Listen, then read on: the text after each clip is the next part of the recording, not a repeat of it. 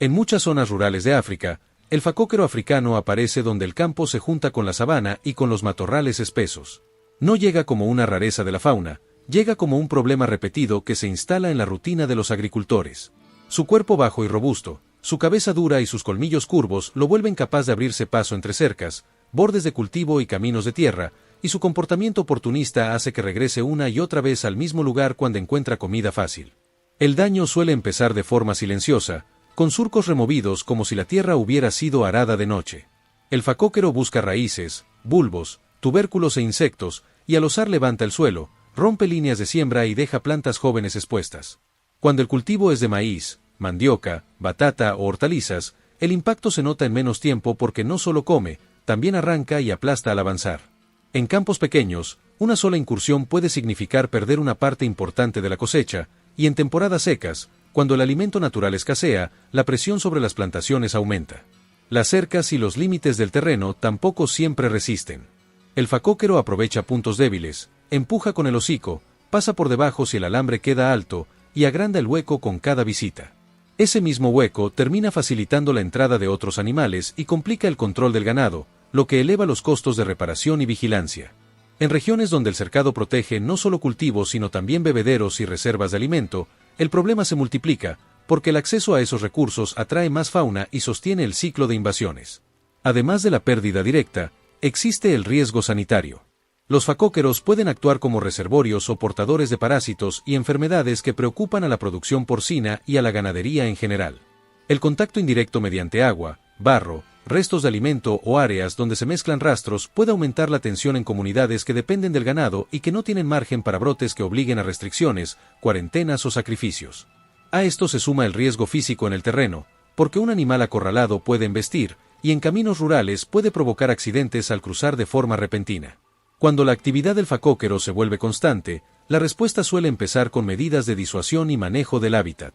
Mejorar la resistencia del cercado, reforzar la base para evitar el paso por debajo, ordenar los residuos agrícolas para no dejar alimento disponible y proteger los puntos de agua pueden reducir visitas. En algunos lugares se usan patrullajes, luces, ruidos y presencia humana para romper la costumbre del animal, pero estas soluciones pierden eficacia si la presión del alimento es alta o si el terreno es amplio y difícil de cubrir durante la noche. Por eso, en determinadas áreas, la caza de control aparece como una herramienta de gestión, no como un capricho. Se aplica cuando el daño es repetido, cuando las medidas preventivas ya no alcanzan y cuando la población local necesita proteger su sustento. El objetivo, en enfoque de manejo, es reducir individuos problemáticos y bajar la frecuencia de incursiones, especialmente en los puntos donde el animal ya aprendió rutas de entrada y horarios. En ese contexto, se prioriza que el control sea legal, regulado por normas locales, realizado con permisos y criterios de seguridad, y acompañado por registro del impacto para no convertir una medida puntual en una presión desordenada. También influye la dinámica social del grupo. Cuando un facóquero dominante se establece cerca de un mosaico de cultivos y refugio, el área se vuelve un punto de atracción para más animales, porque hay rutas marcadas, lugares de descanso y alimento accesible. Reducir la presencia de los individuos que lideran esas incursiones puede disminuir la confianza del grupo en ese corredor y empujar la actividad hacia zonas menos sensibles, aunque no elimina el problema por completo si el entorno sigue ofreciendo recompensas fáciles.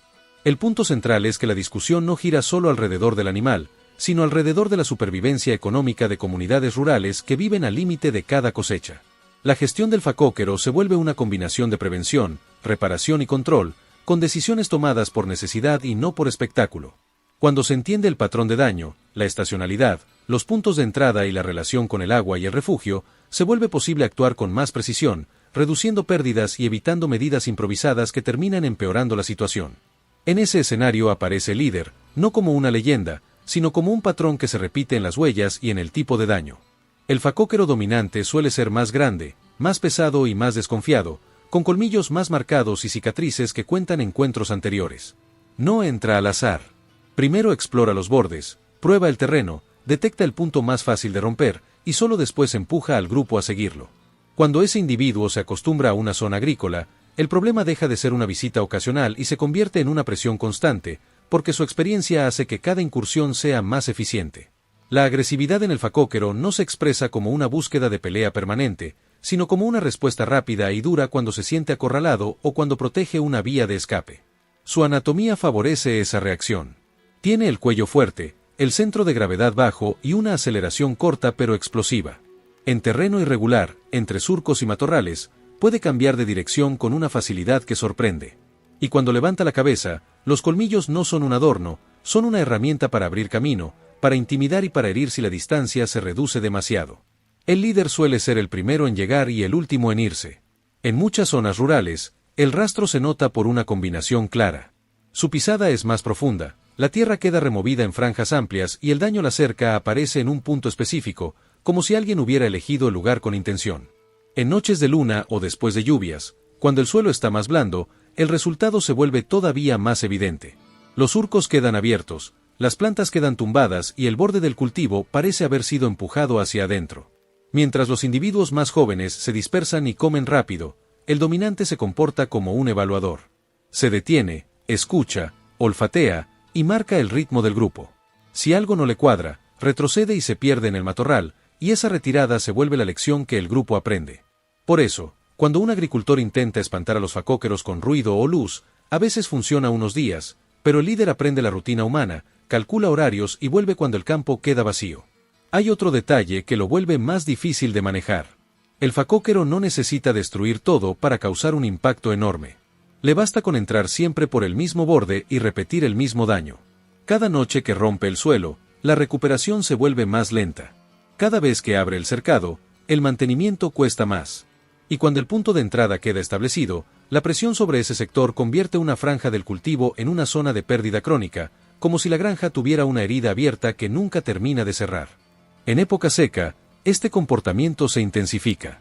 El alimento natural se vuelve disperso, el agua se vuelve un imán, y los cultivos irrigados o las parcelas cerca de canales se transforman en objetivos obvios. El dominante entiende eso sin necesidad de pensarlo. Sabe que allí encuentra humedad, raíces, restos de cosecha y un suelo más fácil de remover.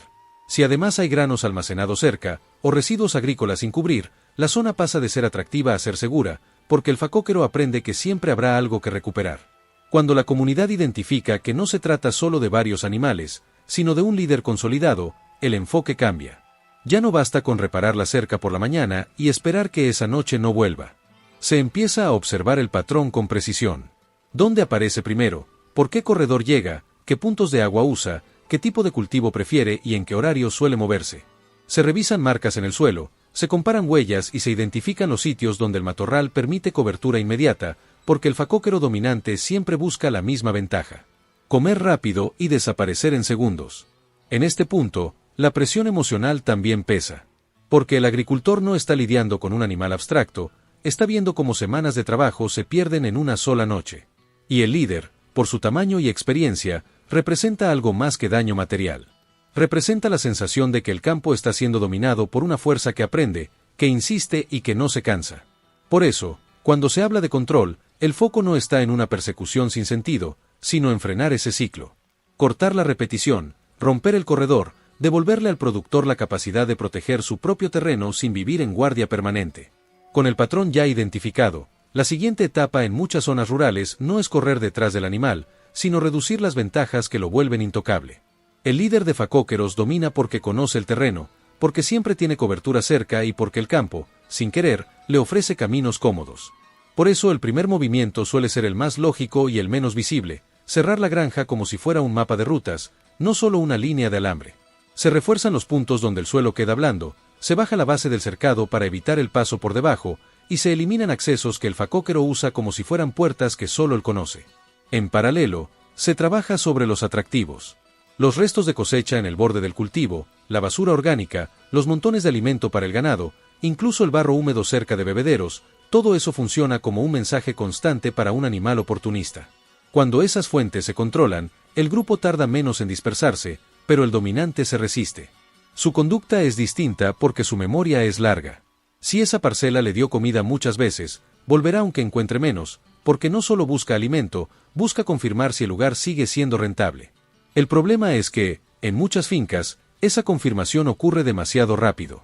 El facóquero entra, prueba, osa, detecta una raíz, encuentra un surco débil y vuelve a sentirse dueño. En ese momento, el grupo entero gana confianza y la invasión se reinstala.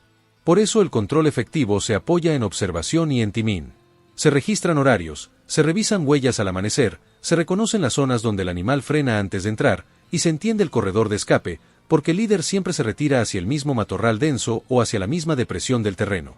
Cuando se decide aplicar control letal, la idea no es convertir el campo en un caos, sino actuar con seguridad y con intención. En muchas regiones, eso implica coordinar con personal autorizado, respetar temporadas y normativas locales, y elegir condiciones que minimicen riesgo para personas y ganado. También implica evitar persecuciones largas, porque el facóquero no se agota como otros animales. Su ventaja es el arranque corto y la cobertura inmediata. Perseguirlo en su propio terreno aumenta accidentes y rara vez reduce el problema. El enfoque se centra en el individuo dominante porque es el que sostiene el comportamiento del grupo. No es que el resto sea inocente, es que sin ese líder, la disciplina de entrada se rompe. Los más jóvenes cometen errores, cambian de corredor, dudan ante luces o ruido, y se vuelven menos consistentes. Eso abre una ventana para que las medidas preventivas funcionen. Con el líder presente, la ventana se cierra, porque el dominante corrige al grupo con su simple conducta, entra primero, marca el lugar y se retira sin pánico, enseñando que el riesgo es manejable. Aún así, reconocer al dominante requiere precisión.